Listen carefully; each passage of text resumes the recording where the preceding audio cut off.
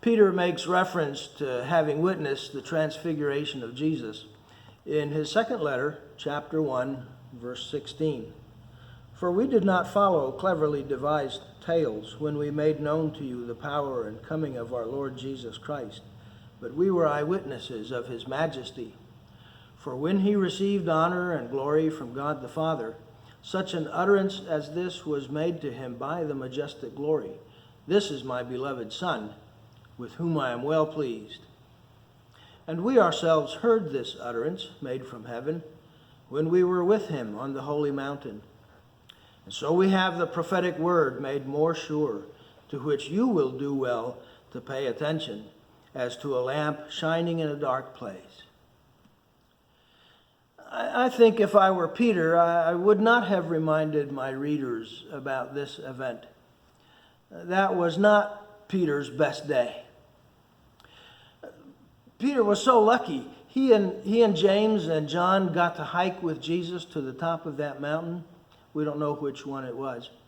And witnessed Jesus' transfiguration.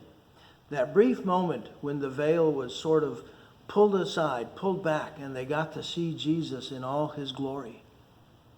A preview of how we will see him when he returns. And there were Moses and Elijah conversing with Jesus about his upcoming death.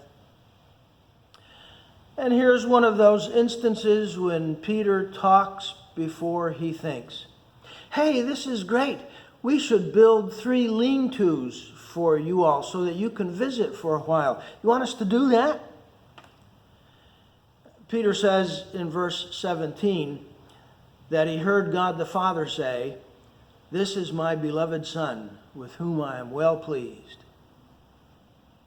Matthew, in his gospel, adds the little detail that God said, "This is my beloved Son, with whom I am well pleased. Listen to him." Maybe God was saying, listen to Jesus in a general way. Pay attention to everything that he says. Or maybe God was speaking just mostly to Peter. Peter, just be quiet for a moment and listen. Seriously, I think it's the former. God was saying, pay attention to all that Jesus has to say. In any event, Peter refers to this wonderful experience, even if it wasn't his shining moment, to remind his readers, that's us, to remind us that he does know what he's talking about when he tells us about Jesus. He was there. He's an eyewitness. But there's something more important going on than his own personal experience, as awesome as it was. He mentions it in verse 19. We have the prophetic word made more sure, to which you will do well to pay attention. The prophetic word. The written word of the scriptures is more important than your personal experience. You will do well to pay attention to that.